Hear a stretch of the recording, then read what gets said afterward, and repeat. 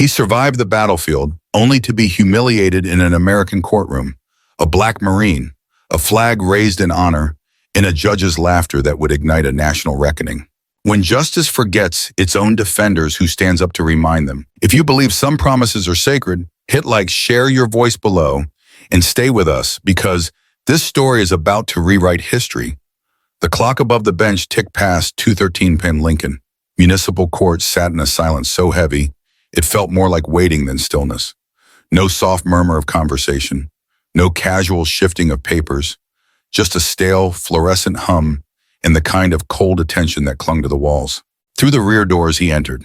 A black man, Darius Cole, 51 years old, leaned not from weakness but from the steady whittling of hardship. His left pant leg was folded and pinned in empty space where a leg had once carried him across foreign battlefields. The wheels of his chair whispered across the cracked tile, slow and hurried.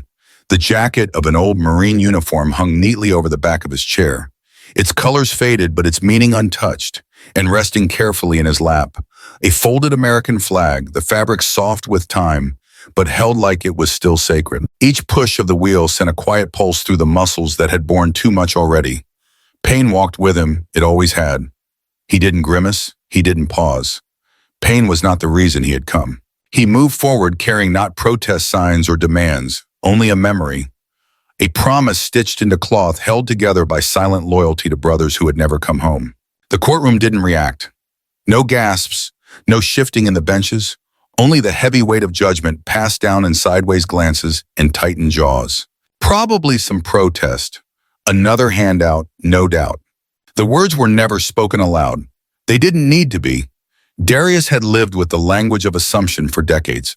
He reached the stand and placed the flag on the table, smoothing the worn edges with slow, careful hands.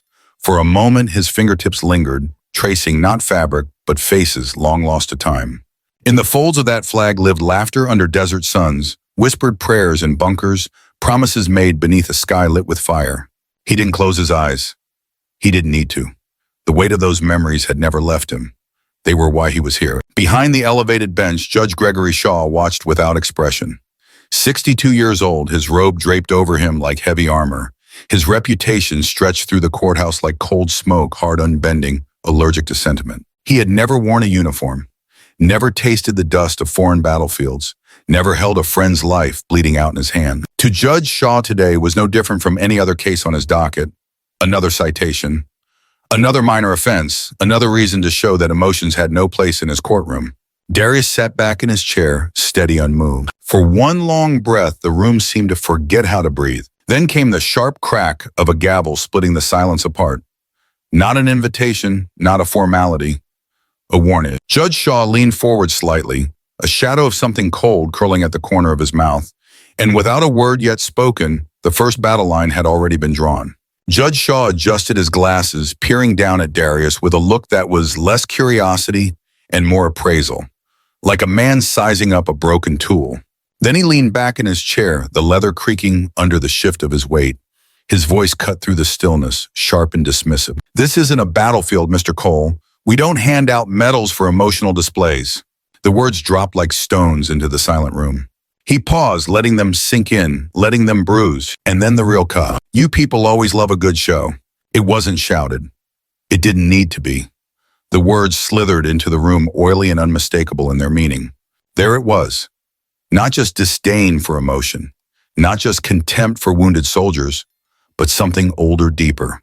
A casual cruelty shaped by skin, by history, by everything Shaw would later claim he never meant to say. Across the benches, a few smirked. A stifled chuckle broke the heavy air. The bailiff standing stiff by the wall didn't hide his grin. It would have been so easy to break then, to shout back, to roll out the years of sacrifice and pain and lost brothers like a banner and dare them to tear it down. But Darius Cole did none of that. He simply lifted his head, the motion slow, deliberate, unshaken. He met Judge Shaw's gaze and said, voice steady, "I didn't come for sympathy, I came to keep a promise." No anger, no trembling. Just the quiet certainty of a man who knew that some promises were older and far weightier than the authority sitting behind any bench. And somewhere 3 rows back, a small click sounded. Soft, barely noticeable over the shallow breaths and shuffling feet. Monica Ellis lowered her phone slightly. her thumb still hovering near the screen. She wasn't a protester. She wasn't a plant. She was a widow. A woman who had watched a different courtroom years ago pretend her husband's death was just another line on a docket. She knew the smell of injustice when it entered a room, and today she captured it. Darius hadn't noticed her. He wasn't looking for witnesses. His world in that moment was folded tightly into the flag on the table, and the memory of those he had sworn to honor. The laughter faded. The smirks settled into smirking silence. But the damage was done. The air of the courtroom was no longer neutral, if it ever had been. It bristled now with a different kind of energy, the smug certainty of those who believed they had already won. Judge Shaw smoothed the papers before him, pretending the venom he had just unleashed was nothing more than a passing remark. He glanced at Darius again, his mouth pulling into something between a frown and a smirk. To him, this was already over. He was wrong. Monica Ellis hadn't planned to be in that courtroom. Most days she avoided places like this, places where memories lived just beneath the surface, too close to tear open again. But something about the hearing notice had caught her eye. A name, Darius Cole. It was faint at first, like a thread tugging at the edge of her mind. She remembered reading about him years ago, buried deep inside a Memorial Day article. A Marine who had lost his leg saving 2 others during a roadside ambush. A man who had refused every award ceremony, every medal, every headline.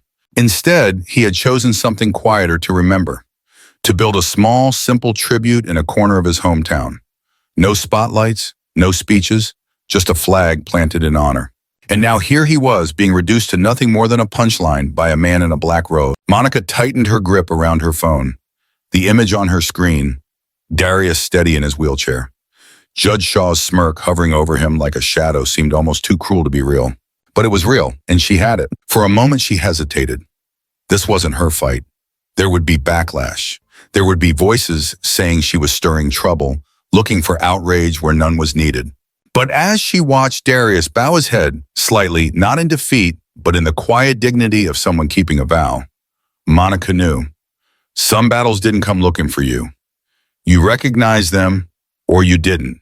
Her hands moved quickly, not to social media, not to public outrage. Instead, she sent the video directly to Veterans Unity Network, a trusted web of military families, independent journalists and advocates known for one thing, refusing to let injustice against service members die quietly. She added only a short note. For those who still believe sacrifice deserves respect. And with a final tap, the spark left her hands and entered the world. Across town, inside a small, 1-bedroom apartment, the world remained unchanged. The blinds were half drawn. A small, oscillating fan clicked as it turned side to side, stirring the warm, stale air. Darius Cole sat by the window, his jacket folded neatly over the back of his chair. The flag still rested beside him as if the courtroom was a dream that hadn't fully settled yet. He wasn't scrolling through news feeds. He wasn't checking for updates. He was simply sitting, breathing and letting the quiet anchor him the way it always had after all the noise and fury of the world had passed. And as his city began to stir with a storm he didn't yet know he had started, Darius remained unaware. The promise he had come to keep still sat heavy in his lap, unfolded unseen, waiting. It didn't take long. By the time the courthouse lights dimmed that evening, the video had already found its way into the bloodstream of the internet. Judge Mock's Black Disabled Veteran Over Memorial. The headline hit hard, sharpened, not by screaming voices, but by the quiet cruelty caught in that single smirk, the way Darius Cole had refused to flinch. First, it sparked among military families. Veterans groups that usually didn't agree on much suddenly stood shoulder to shoulder, sharing, reposting, demanding answers. Then came the civil rights organizations groups, tired of seeing dignity carved away one courtroom at a time. And then the public, ordinary people scrolling through their phones during lunch breaks, sitting in commuter trains, waiting in doctors' offices, pausing, watching, feeling that uncomfortable tightening in their chest. It wasn't the shouting that spread the fire. It was the silence, the way Darius had said more by standing still than any speech could have managed. By nightfall, hashtags blazed across platforms. Respect Our Vets had dignity for Darius, hashed Black Veterans Matter. At the forefront was a growing force, Black Veterans for Justice, an advocacy group founded by former service members who knew exactly how invisible sacrifice could become when the uniform came off and the skin remained. They didn't just demand an apology, they demanded change, a formal investigation, Public accountability, federal oversight for judicial conduct regarding veterans. Within hours, petitions gathered tens of thousands of signatures. News stations picked up the story. Talk shows booked panels to discuss the silent disgrace unfolding in Indiana. Meanwhile, in a small apartment on the edge of town, none of it touched Darius Cole. The blinds stayed half-drawn. The fan kept its slow, monotonous turn. The folded flag remained at his side, untouched like a sentry, standing silent watch. His phone buzzed once, twice, a dozen times. Each vibration carried the weight of a world erupting beyond his walls. Text messages, news alerts, missed calls from numbers he didn't recognize. But Darius didn't reach for it, didn't answer the knocking world. He sat by the window staring at nothing in particular, feeling a strange, hollow ache stretch out inside him. He hadn't come to the courtroom as seeking a stage. He hadn't planted that flag, hoping to make headlines. The idea that his quiet promise meant only for a few fallen brothers had become a rallying cry for strangers. It felt disorienting, unreal. Inside his chest, there was no triumph, no anger. Only that same familiar weight, grief folded into bone, into blood, into the parts of him no one could see. Outside, the storm gathered momentum, but inside Darius remained where he had always been, rooted in silence, rooted in the promise. And waiting, though he didn't know it yet, for the moment when silence would no longer be enough. The knock at the door was soft, more a suggestion than a demand. In the half-light of the late afternoon, Darius Cole sat unmoving, his hand resting loosely over the flag folded beside him. Another knock. Slowly he turned his chair toward the door and wheeled himself across the small living room. The hinges groaned as he pulled it open. Standing there was a man in a battered leather jacket, his hair grayer than it had been a decade ago, but his posture still straight as a rifle barrel. Victor Lane, an old friend, a brother not by blood, but by everything that mattered. For a moment neither spoke. The years, the battles, the losses, they all passed between them in silence, needing no words. Then Victor gave a small, grim nod and stepped inside. He didn't comment on the phone buzzing on the table. He didn't mention the news truck starting to line the street. He just sat heavily in the chair across from Darius, elbows on his knees, hands clasped tight. For a while they sat like that, two men who had once shared foxholes, now sharing something even harder, disbelief. Finally, Victor broke the silence, his voice low. "They won't change, brother. They'll circle the wagons, always have." He didn't say it cruelly. It was just a fact laid bare like an old scar no one bothered to cover anymore. Darius stared past him, his gaze unfocused. The words slid under his skin, lodging there. They won't change. They'll protect their own. It didn't matter how right he was. It didn't matter how much blood he'd spilled or dignity he had preserved. The system was a machine, and machines didn't feel shame. For the first time in a long while, doubt crept into Darius's chest, cold and bitter. What was the point? Why keep fighting when the outcome had already been written by men who would never bleed for anything they judged? A war inside him that had nothing to do with bullets or borders and everything to do with the quiet erosion of faith. Victor saw the shift, the flicker of hesitation. He leaned forward, his voice rough, urgent. "You're not standing for them, Darius. You're standing for Charlie 25. The name hit harder than any accusation. Charlie 25. The brothers he had laughed with, fought beside, carried through sandstorms and firefights. The ones who had trusted him not just with their lives, but with their memory. Men whose faces still lived in the creases of his dreams. Men who had died believing that honor was something worth holding on to, even when the world let go. Darius closed his eyes for a long moment. He didn't need a speech. He didn't need promises. All he needed was to remember. Not what the court had done, not what the judge had said, but what he had said long ago, kneeling in the dust over the broken body of a friend. "I won't let them forget you. Not while I'm breathing." When he opened his eyes again, the doubt hadn't vanished, but it no longer ruled him. Victor leaned back, studying him for a moment, and in the quiet that followed, something shifted. Not a victory, not a plan. Just a man battered but unbowed, remembering why he had started this walk long before the courtroom ever tried to shame him. Outside, the noise grew louder.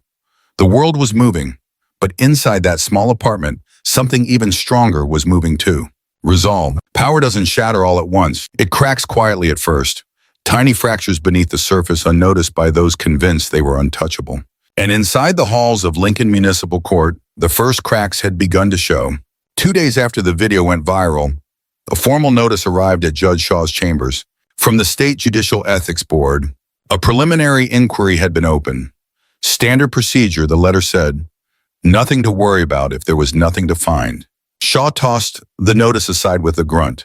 A few angry posts, a few indignant headlines. It would pass.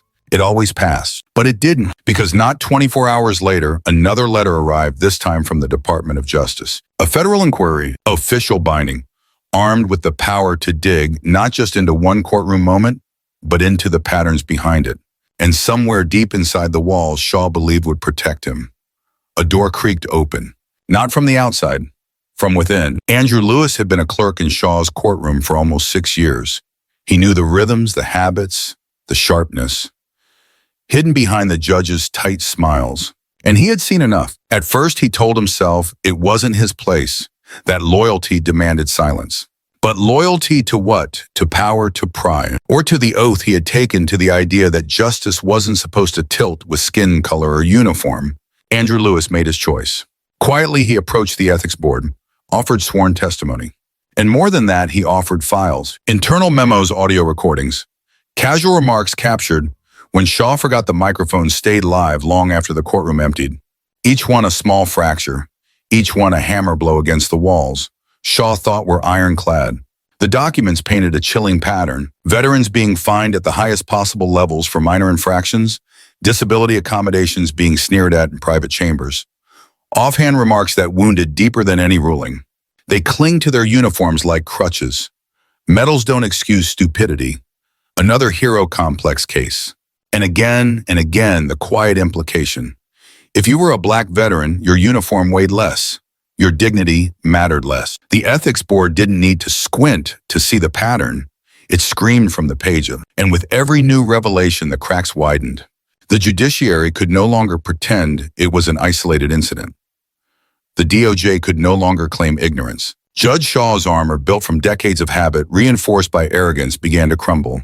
And beyond the courthouse walls, the people who had once doubted that anything could change started leaning in, started watching, waiting. For the first time, it wasn't just Darius Cole standing against the tide. It was the tide itself beginning to turn. The hearing room was packed, not just with reporters or lawyers or the usual shifting sea of suits. Today, the benches were filled with faces etched by weather and war, veterans in faded jackets, Gold Star mothers clutching photos, students holding flags folded small in their hands. At the front, a long table, and seated behind it in his chair, Darius Cole. No podium, no microphone, no speech prepared. He hadn't come here to perform. He had come to endure. Judge Gregory Shaw sat opposite him, his robe replaced by a crisp navy suit that somehow seemed to sag against his frame. His jaw was tight. His hands rested on the table, fingers tapping a silent, frantic rhythm against the wood. The ethics board took their seats. Men and women who had once worn uniforms themselves or stood beside those who had. At the center, the chairwoman cleared her throat. This hearing is to review allegations of judicial misconduct and systemic bias against service members. The words fell heavy, each syllable, a brick laid carefully into the foundation of something inescapable. They didn't start with arguments. They didn't start with testimony. They started with the truth. A screen lowered behind the panel, the projector flickering to life. And then clip after clip after clip. Judge Shaw barely disguising contempt, his voice dripping with casual cruelty. Save the medals for someone who cares. Another hero complex case, just another liability wrapped in a flag. Each line struck like a hammer, heavier than the last. In the room, breaths caught, chest tightened. A woman in the back, wearing a faded Marine Corps hat, pressed a trembling hand to her mouth. A young man in a wheelchair closed his eyes against the rising sting. And through it all, Darius remained still. He didn't flinch. He didn't bow his head. He didn't shift under the weight of the room's rising sorrow and fury. He sat rooted, steady, a living reminder that dignity didn't require noise to be undeniable. Across the aisle, Shaw's shoulders sagged with each clip, played each whisper that passed from veteran to veteran like a current of grief and disbelief. The chairwoman turned to him once offering the chance to speak. He declined, because what could he say that hadn't already been spoken by the quiet pain leaking from every bench in that room? As the final clip ended, a silence thicker than any gavel's crack settled over the chamber. Then a sound, a stifled sob, a rough intake of breath, the shuffling of boots as men and women rose, not out of protest, but out of respect. They didn't clap, they didn't shout. They simply stood, facing the man in the chair who had reminded them without ever needing to speak what real honor looked like. The marble halls of Capitol Hill echoed with the soft shuffle of leather shoes and whispered conversations. Flags hung heavy and still against the polished stone, the weight of history pressing down from every corner. In the packed hearing room, the air buzzed not with noise but with expectation. At the center of it all sat a man in a Marine Corps dress uniform. The medals were few, but the weight they carried was undeniable. The crisp blue fabric strained slightly across his broad shoulders. His left pant leg was pinned and neatly folded above a polished black shoe on one side, and an empty space on the other. Darius Cole, he didn't fidget. He didn't bow his head. He sat with the quiet gravity of someone who had carried promises longer than most people carry dreams. A staffer adjusted the microphone, but Darius didn't lean forward yet.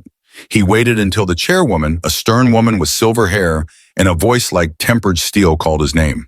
He rolled forward the wheels of his chair, humming softly across the marble floor. The room still. Some lawmakers leaned forward, pens poised. Others sat back, arms crossed, faces unreadable. Darius cleared his throat once, and when he spoke, his voice was steady, measured. "I didn't come here to ask for sympathy, I came here to ask for memory."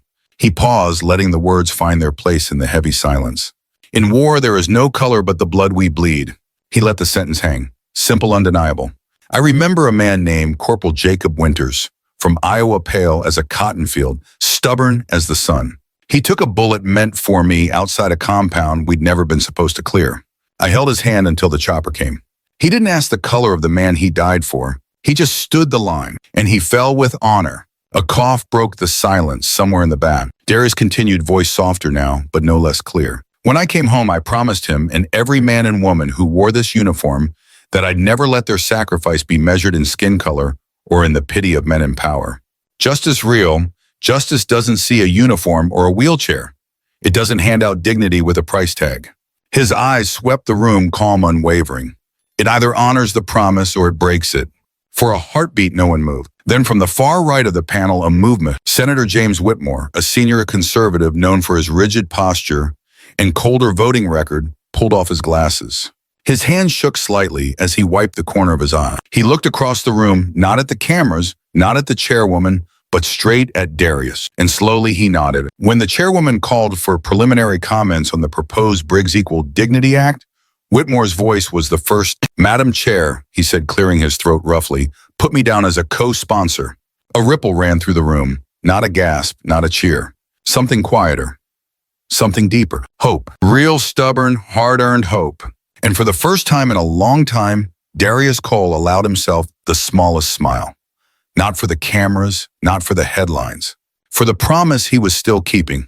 The sun broke through a veil of early morning clouds, casting a soft golden light over the small grassy hill behind Lincoln Municipal Courthouse. Once this patch of earth had been nothing more than a neglected corner of city property.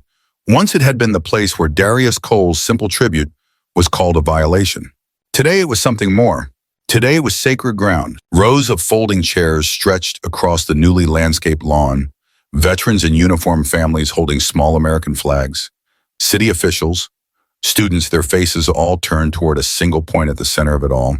The Charlie 25 Memorial, a simple granite wall polished to a mirror sheen, etched into its face the names of every Marine from Darius's unit who had never come home. At its base, the original flag, the one Darius had placed alone years ago, now protected inside a crystal case light, catching the folds like it was still waving.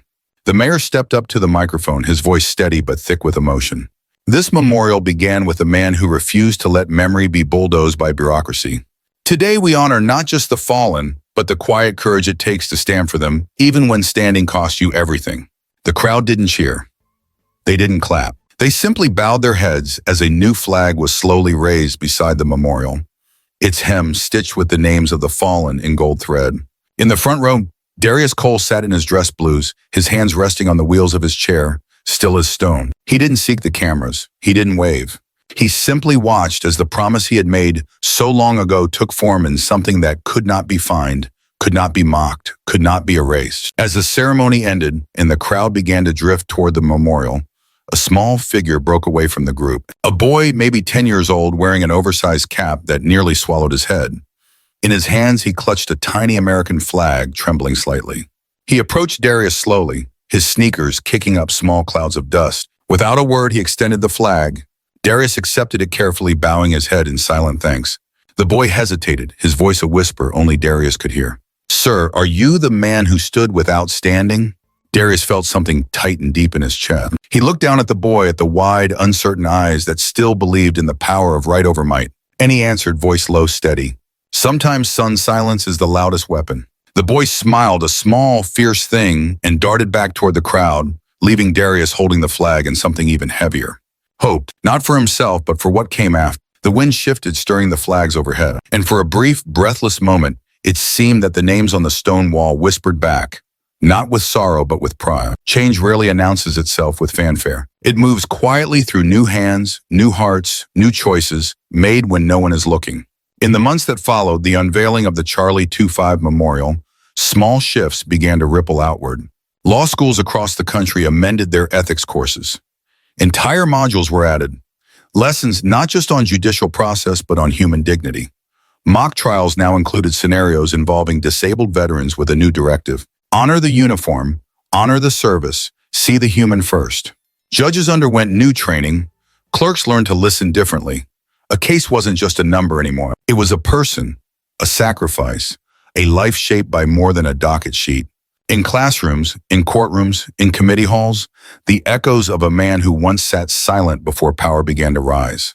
And through it all, Darius Cole remained where he had always been, at the edge of the noise, never seeking the center. When the city offered to name the memorial after him, he politely declined. At the press conference, when asked why he spoke only 9 words, put their names first always. No further explanation. Because for Darius, it was never about being remembered. It was about making sure the ones who couldn't speak anymore never faded into silence. On a cool autumn afternoon, a year after the hearing that had changed everything, Darius returned alone to the hill behind the courthouse. The crowd was gone. The speeches had ended. Only the flag remained high above the marble wall, snapping crisply in the breeze. He wheeled himself to the base of the memorial and rested one hand against the smooth stone. The granite was cold under his palm, but it didn't feel empty. It thrummed with memory.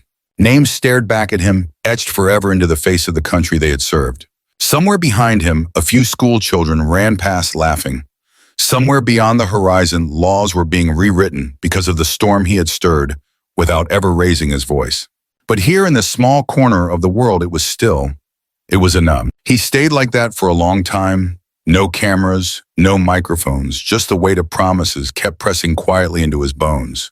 And as the wind picked up, carrying the soft snap of the flag overhead, Darius whispered the truth he had carried longer than any uniform or medal.